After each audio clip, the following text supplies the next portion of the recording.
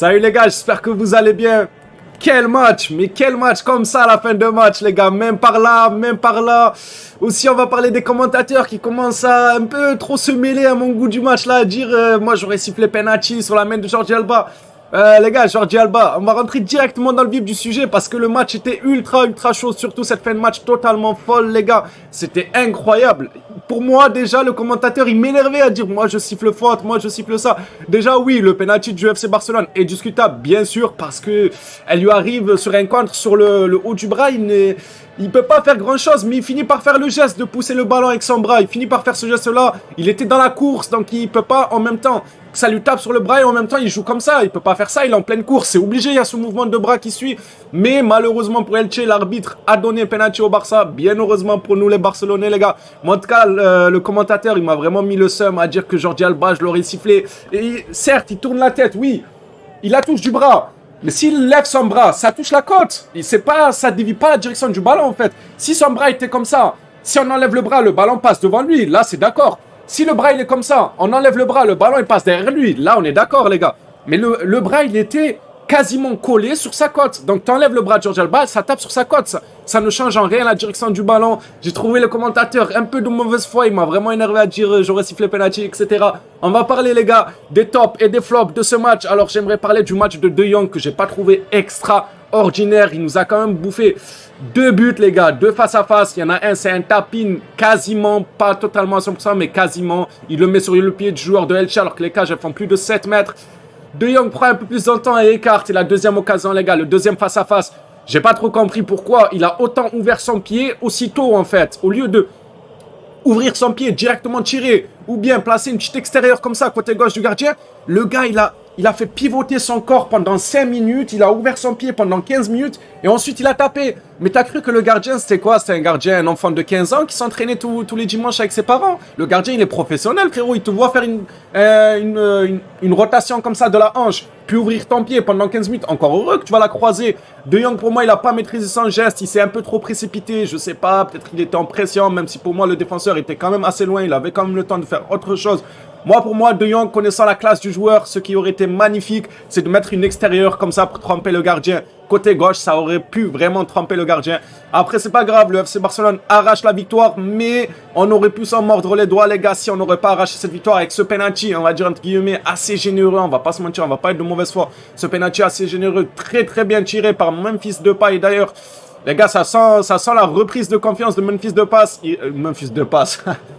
Depay, les gars, qui reprend totalement confiance en lui. Il a mis une de ses mines en lucarne. Personnellement, les gars, dès qu'il a tiré son penalty, Depay, je l'ai vu dehors. Je me suis dit, non, il l'a mis au-dessus de la transversale. Mais en fait, non, il a juste mis en dessous de la transversale. Ce qu'il fallait pour la mettre en lucarne, même si le gardien serait allé vers la lucarne ou vers le côté droit, vers sa gauche plutôt au gardien, il ne l'aurait jamais eu. C'était super bien tiré. Mais c'était une prise de risque assez folle de la part de Memphis Depay, les gars. Mais bon, ça a payé. Ça montre qu'il est en confiance pour tenter ce genre de tir-là. Et ça a payé. Le penalty est très beau, même s'il a été généreux. Depay fait une très bonne rentrée. Il provoque le penalty et il le transforme ensuite. Que demander de plus pour une dizaine de minutes? Alors Adama un peu moins en vue, même si à la fin il y a contact quand même, mais l'arbitre a préféré siffler la fin de match parce que ça se chauffait vraiment les gars entre Elche. Ça demandait des penalty à foison en fait. À chaque fois qu'il y avait le Barça, à chaque fois que Elche tentait une tête ou une tête ou un tir, il demandait penalty, il criait au scandale, il criait au penalty. Alors que ça joue Busquets, ça lui tape sur le ventre. Je trouve aussi regrettable les gars le match de Dani Alves que j'ai pas trouvé excellent dans ce qu'il a montré depuis qu'il est arrivé au FC Barcelone. Après vous me direz oui il est grand etc, l'intensité. Justement, j'en viens les gars, pourquoi ne pas avoir fait jouer Dest qui enchaîne 2 matchs, masterclass, qui en plus de ça, il fait une rentrée, 2-3 minutes, il fait déjà 2-3 touchés de balle, masterclass les gars. Des petites talonnades, des petites Ronaldo shot, par-ci par-là. Personnellement, j'ai bien aimé les 2 minutes que Dest a fait en rentrant. J'aurais aimé pas qu'il sort d'Analves, qui joue pas totalement. Ça peut, je comprends ceux qui me diraient, mais non, d'Analves c'est l'expérience tout. Les gars, on est face à Elche. Je sais pas si on a vraiment besoin d'expérience à 100%. Il y a du Piqué, il y a du Busquets sur le terrain. Ils ont énormément d'expérience. Il y a des petits cracks comme Pedri, il y a des De Jong, même s'il fait pas un match exceptionnel. Busquets, lui, j'ai bien aimé son match. Mais en tout cas, pour revenir à Dani Alves, Moi, pour moi, il aurait dû être sur le banc dès le début du match et laisser directement Dest enchaîner sur sa bonne performance. Il fait 2 très bons matchs. Pourquoi arrêter la croissance de ses bons matchs? Pourquoi le freiner en le mettant sur le banc? Continue, tiens, joue Dest. Dani Alves ne va pas être éternel. En plus de ça, vu son âge, ça va l'épargner de la fatigue, de probables blessures dues à la fatigue notamment. Donc pour moi, j'aurais aimé voir Dest continuer. J'aime beaucoup Dani Alves, mais j'aurais aimé voir Dest continuer un 3e match pour voir est-ce qu'il va continuer sur sa bonne lancée ou est-ce qu'il va flopper, il va refaire un match nul. En tout cas, il est rentré 2 minutes. J'ai bien aimé, personnellement, j'ai bien aimé la rentrée de Dest. Surtout s'il y en a un qui est rentré et qui, pour moi, a quand même changé un peu le match. C'est Ferran Torres, les gars, qui fait une excellente rentrée. Alors, il a bouffé un peu la feuille du match. C'est comme De Jong, il a raté 2-3 buts à lui seul. Mais au moins, il en a mis un peu chanceux, un peu hasardeux. Il se trouve au bon moment, au bon endroit. Au bon moment, au bon endroit, les gars. Il met la petite pointe et ça fait but. Ah, il a pris du petit doigt de pied, les gars. Son placement lui a profité pour le but, c'est bien pour sa confiance, même si après il a loupé pas mal d'occasions. Mais je valide l'entrée totalement de Ferran Torres. Il a réussi à éliminer ce qu'il ne faisait pas. Il a réussi à marquer aussi, les gars. Même si le but, c'est pas non plus une action de malade, mais quand même, il est bien placé au bon moment, au bon endroit. On va pas lui enlever. Il a réussi à marquer. Il a réussi à faire des différences par ses crochets droit, ensuite gauche pour éliminer le défenseur de Elche. Franchement, j'ai beaucoup aimé. Il percutait aussi dans l'axe en éliminant 1, 2, 3 joueurs. J'ai beaucoup aimé l'entrée de Ferran Torres. Je pense que ça lui fera du bien pour reprendre confiance en lui. Dembélé, il fait un bon match, mais pas non plus exceptionnel de ce qu'il a montré. L'entrée face à qui? Face à Valence, je crois. C'était face à Valence. Il a fait une entrée totalement monstrueuse avec 2 passes décisives et un but. C'est contre Valence ou pas? Je sais plus, les gars, quand Dembélé rentre et qu'il envoie une lucarne du pied droit, barre rentrante et ensuite 2 passes décisives, il fait une rentrée monstrueuse. Et là contre Elche, il est aligné pour être dans la continuité de son bon match. Mais malheureusement, il n'a pas fait un match exceptionnel, mais pas un match mauvais non plus. Le DG de Elche, il était bon, les gars. Le DG de Elche était très très bon. Il était très rapide, très solide. Il arrivait à lire le jeu, etc. Il a l'air pas mal, le DG de Elche. Donc pour moi, Dembélé, je ne le mettrai pas dans les tops non plus.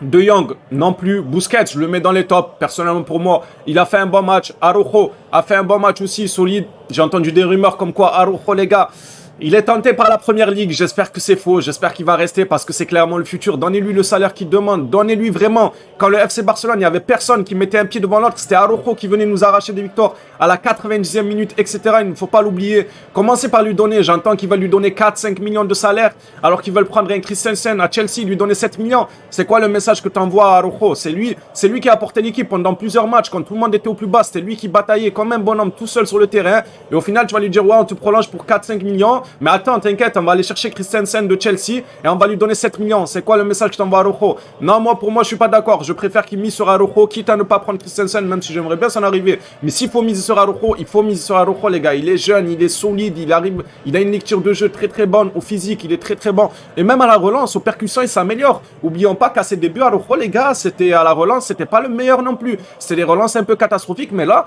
de match en match, Araujo, il arrive à gratter 30, 40 mètres et faire la bonne passe au final. Donc c'est plutôt pas mal, les gars. Pour moi, Araujo, j'espère vraiment pas le voir partir du Barça. C'est ce qui fait la défense du FC Barcelone. Il y a aussi le match de Pedri que j'ai beaucoup aimé, les gars. Il y en a peut-être qui te diraient, ouais, Pedri, il a pas fait un bon match parce qu'il n'a pas fait une passe clé de malade, il a pas fait une roulette, je sais pas quoi. Mais pour moi, les gars, je l'ai trouvé assez important dans ce match-là. Le mec, il faisait un pressing même à la 91e minute. À la 90e minute, tu voyais Pedri courir vers Elche pour les presser. Le gars, il a été là partout sur le terrain. Alors, malheur à lui, il est malheureux sur l'action du but de Elche. C'est lui qui l'a dévié. Est-ce qu'il pouvait faire autrement? Je ne pense pas. C'est une action, ça va super vite. C'est une action de jeu. Il met le pied vite pour l'enlever du joueur de Elche. Et malheureusement, il a poussé un peu trop loin, voire carrément trop loin, vers Dani Alves et l'attaquant gauche de Elche ou leur BU, je sais plus c'est qui.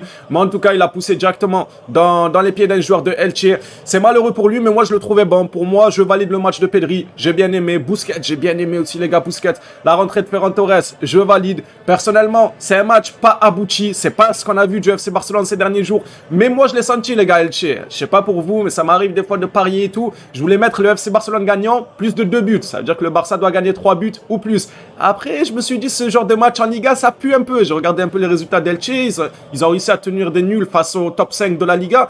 Je me suis dit, ça pue un peu ce genre de match. Je ne pense pas mettre ce truc-là de +2. Et franchement, j'ai bien fait, les gars. Je regrette pas. J'ai eu bon. En pensant ça, le match était super compliqué. Elche qui n'a pas refusé le jeu. C'est à louer de leur part, les gars. Franchement, c'est à louer de leur part. Ils n'ont pas hésité à monter, à combiner, à poser des problèmes au FC Barcelone qui n'était pas tant à l'aise que ça, balle au pied, comme on l'a vu dans les autres matchs. Voilà, les gars, c'était mon avis sur ce match du FC Barcelone-Elche. Le match, je l'ai fini comme ça, les gars. J'étais là, mais qu'est-ce qu'il raconte, le commentateur? Arrête de dire un penalty. En tout cas, vous, les gars, dites-moi ce que vous en pensez dans les commentaires du match. Est-ce que vous avez stressé comme moi quand le commentateur disait un penalty, faut qu'il aille checker la VAR? Est-ce que vous avez stressé aussi? Faut louer les 2 parades de Ter Stegen, les gars, avant de finir. Faut louer les parades de Ter Stegen, j'allais oublier d'en parler. Mais incroyable, les parades de Ter Stegen, les gars. La dernière, même s'il est signalé hors jeu, mais il fait une parade, il est parti chercher du petit doigt, les gars. Il est parti la chercher, Ter Stegen. Incroyable, franchement. J'ai beaucoup aimé. Et avant ça aussi, il sort une très très belle parade. Quand il y avait, je sais pas, Elche, le joueur d'Elche, il fait une passe qui transperce toute la défense du FC Barcelone. Elle était incroyable, sa passe. Vraiment, même le commentateur, il avait dit, ça aurait pu être l'un des plus beaux buts de l'année. Il fait une passe qui transverse totalement le terrain. L'autre qui la remet au point de penalty, le tir. Et là, Ter Stegen d'une main ferme qui la dégage. Il m'a fait plaisir. Franchement, il m'a fait plaisir. Mais on a stressé, les gars, les Barcelonais, on se comprend. On a stressé sur le match. Mais le résultat est là. La victoire est là. On va voir maintenant ce que le Betis et l'Atlético Madrid feront ce soir. Mais le plus important, c'était d'arracher les 3 points. Même si dans le jeu, je les ai pas trouvés excellents non plus. Mais les 3 points sont là, en espérant qu'au prochain match, le jeu fera partie de la partie, les gars. Fera partie de la partie. J'espère, les gars, qu'il fera partie de la partie au prochain match. Le fond de jeu qu'on a vu contre Valence, contre l'Atlético, contre Naples, etc. J'ai hâte que le Barça redémarre comme ça arrive, les gars. C'est pas parce qu'ils ont fait ça contre Valence, contre l'Atlético et tout, que chaque match, ils vont faire ça. Non, il y a des équipes qui vont te poser problème de par leur façon de jouer. Peut-être que tu sous-estimes un peu au début de match. Après, tu vois qu'ils ont du répondant. C'est tout à fait normal. Moi, je m'inquiète pas personnellement. Je continue à faire confiance à Xavi et à l'équipe. C'était mon avis sur le match. En tout cas, n'hésitez pas à vous abonner si vous êtes nouveau. Des brief matchs du FC Barcelone, j'en ferai tout le temps, les gars. Des actus transferts autour du Barça, etc. Merci à tous ceux qui s'abonnent. Ça donne énormément la force. Merci à vous, la famille. Et n'oubliez pas d'en débattre dans les commentaires. Je vous répondrai à tous, bien évidemment. Qu'est-ce que vous en avez pensé? Quels sont vos tops et vos flops? Ça m'intéresse de fou, ça, les gars, de savoir un peu vos avis sur qui a été bon et qui a été moins bon. En tout cas, on a pris les 3 points, les gars. Et vamos, le FC Barcelone. On aime bien, les gars. Et je vous dis ciao tout le monde. Prenez soin de vous, les gars.